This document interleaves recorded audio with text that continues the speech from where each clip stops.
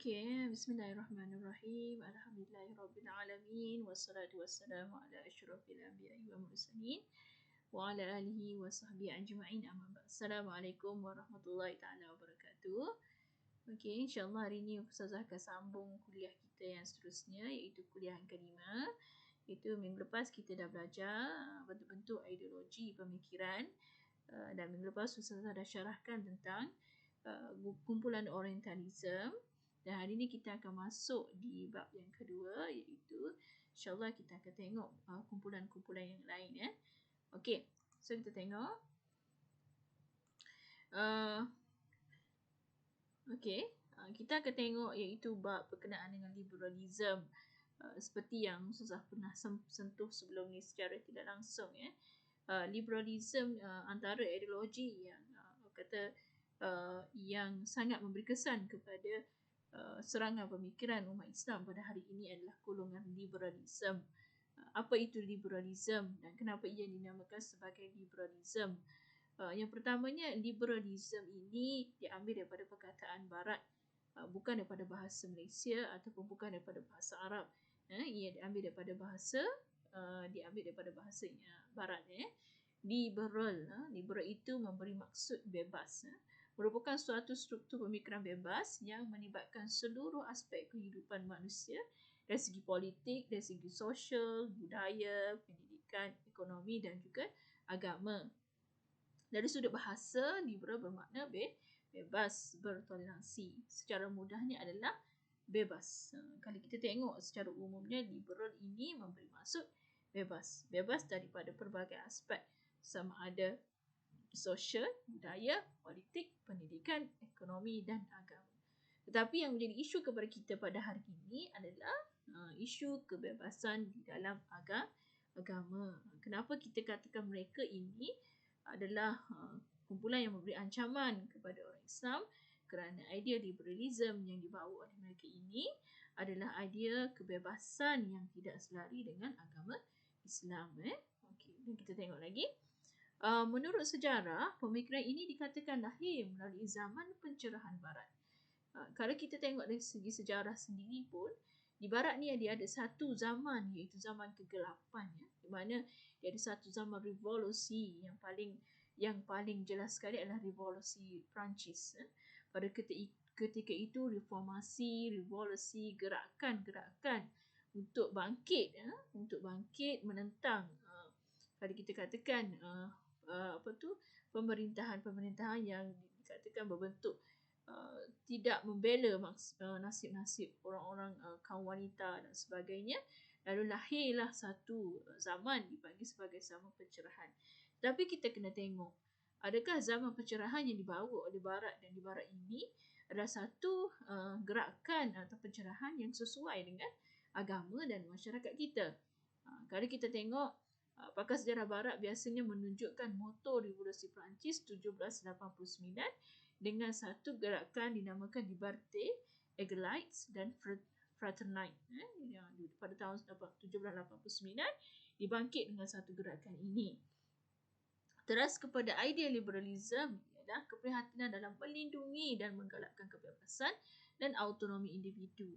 Macam Ustazah sebut tadi, asas mereka adalah mereka ingin bangkit daripada penindasan kepada yang mereka rasakan, penindasan kepada golongan wanita, penindasan dalam berpolitik, dan berlaku kasta-kasta di dalam masyarakat Barat pada ketika itu, dan membuatkan mereka ingin bangkit menentang kekangan yang mereka rasakan, tekanan-tekanan tersebut. Liberal ini dapat kita tengok satu-satu. Apakah yang dimaksudkan dengan kebebasan dalam politik? Apakah yang dimaksudkan dalam kebebasan dalam sosial? Apakah yang dimaksudkan dengan kebebasan dalam agama? Yang kita nak sentuh adalah kebebasan dalam agama. Adakah ianya kebebasan yang dituntut di Barat ini, adakah ianya selari dengan yang dibawa oleh agama Islam? Kita tengok, liberal dalam politik bermaksud sistem yang menentang kuasa autokratik. Liberal dalam sosial bermaksud penyetaraan gender dan emansipasi. Emansipasi ini bermaksud kebebasan wanita. Liberal dalam agama pula bermaksud kebebasan menganut, meyakini dan mengamalkan apa sahaja yang sesuai dengan kehendak manusia. Yang kita ingin sebut di sini adalah kalau kita tengok kalau kita boleh tengok liberal di dalam agama. Kalau kita nak sebut kat sini adalah isunya adalah liberal dalam agama. Adakah konsep liberal yang dibawa di barat, konsep liberal dalam agama yang diperjuangkan di barat ini sesuai diperjuangkan di dalam masyarakat dan negara Islam. So kita tengok. Sebenarnya ini yang dibawa oleh mereka ke dalam pemikiran dan juga masyarakat umat Islam, seterusnya ke dalam negara-negara Islam. Kita tengok lagi. Okey, bentuk-bentuk fahaman liberalisme. Pertama, bentuknya bagaimana kita nak tahu seseorang itu mempunyai kefahaman dan mereka ini membawa kefahaman liberalisme. Yang pertama, kebebasan berfikir tanpa batas ataupun dipanggil sebagai free thinking. Mereka ini sebenarnya merasakan mereka bebas untuk memilih agama apa sahaja yang mereka nak. Sebagai contoh, mereka boleh menganuti agama Nasrani atau hari ini kita kenal sebagai Kristian. Kemudian mereka masuk semula kepada Islam. Kemudian mereka serasa bosan, mereka keluar lagi kepada agama lain. Jadi mereka merasakan mereka tidak ada pemilikan. Mereka bebas untuk memilih apa sahaja yang mereka nak. Kalau kita dalam Islam, kita tidak boleh mengikut dengan konsep ini kerana dari segi aspek agama. Sekali kamu masuk Islam, selamanya kamu mestilah itikad dalam hati kamu iaitu la ilaha illallah wa muhammadan rasulullah. Kedua, sentiasa meragukan dan menolak kebenaran asli. Ciri-ciri golongan liberal ni yang kedua ni sentiasa meragukan. Dia merasakan dia meletakkan logik pemikirannya itu membatasi dalil-dalil akli dan nakli yang disebut di dalam Al-Quran, akli yang dibahaskan oleh para ulama.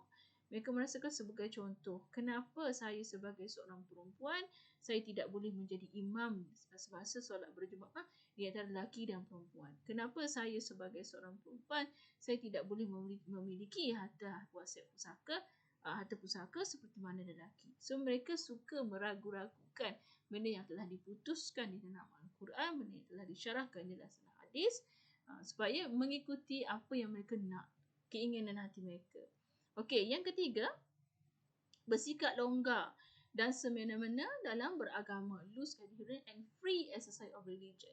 Maksudnya kalau lelakinya Islam, lelakinya Kristian, yang perempuannya Islam, maksudnya bila berkahwin, masing-masing boleh kekal dalam agama masing-masing. Itu tidak dibenarkan di dalam Islam. Setelah turunnya Al-Quran secara syumul, iaitu secara sempurna, maka jika seseorang itu ingin berkahwin dengan saudara yang Islam, ia hendaklah masuk agama Islam. Tetapi bagi mereka yang mempunyai pemikiran liberal ini, mereka merasakan mereka mempunyai hak untuk melakukan perkara tersebut. Okey, sebagai contoh golongan LGBT dan sebagainya, mereka merasakan kenapa saya tidak boleh mengamal kehidupan maksudnya songsang, maksudnya sejenis, sedangkan saya tidak menyusahkan masyarakat. Sebenarnya itu adalah kefahaman logik mereka. Sebenarnya perkara itu dilarang sama sekali dalam agama. Malahan dari segi psikologinya juga sebenarnya, walaupun tak nampak dari segi zahir, tapi psikologi bagi mereka yang hidup mengamalkan cara hidup LGBT ni sebenarnya kesan kepada sekeliling dan juga sekiranya dia ambil anak angkat, kesan psikologi kepada anak angkat tersebut. Okey. So kita tengok bentuk-bentuk penyelewengan kesalahan yang dilakukan oleh golongan liberal yang tidak selari dengan Islam. Yang pertama, mereka sudah tentu menolak perundangan syariah Islamiah kerana bagi mereka undang-undang syariah itu hanyalah sebagai penghalang kepada mereka untuk meneruskan pengamalan hidup mereka seperti mana mereka nak. Yang kedua, menuntut agar teks Al-Quran ini ditafsirkan semula. Sebagai contoh, orang perempuan mesti menutup aurat dan memakai tudung. Mereka mengatakan tidak disebut di dalam Al-Quran tentang cara nak pakai tudung dan sebagainya. So mereka kata Quran ini ditulis oleh para ulama. Jadi Al-Quran, kefahaman itu hanyalah direka oleh ulama. Sedangkan itu tidak benar. Sebenarnya apa yang dibahaskan oleh ulama itu berdasarkan Al-Quran. Dan tidak semua orang berhak boleh menafsirkan Al-Quran. Hanya mereka-mereka ahli sahaja. Mereka dah pakar bahasa, mereka dah pakar dalam ulumul Quran dan sebagainya. Yang seterusnya, menuntut kesamarataan hak menjadi ketua agama dan mufti tanpa melihat jantina. So dia kata kenapa orang lelaki dia jadi mufti, saya tak boleh jadi mufti. Ni kita kata tadi loose thinkers, iaitu mereka merasakan kebebasan tu. Menuntut kebebasan memilih agama, menuntut kesamarataan hak mengamalkan orientasi seksualiti secara bebas. Okey. Lagi.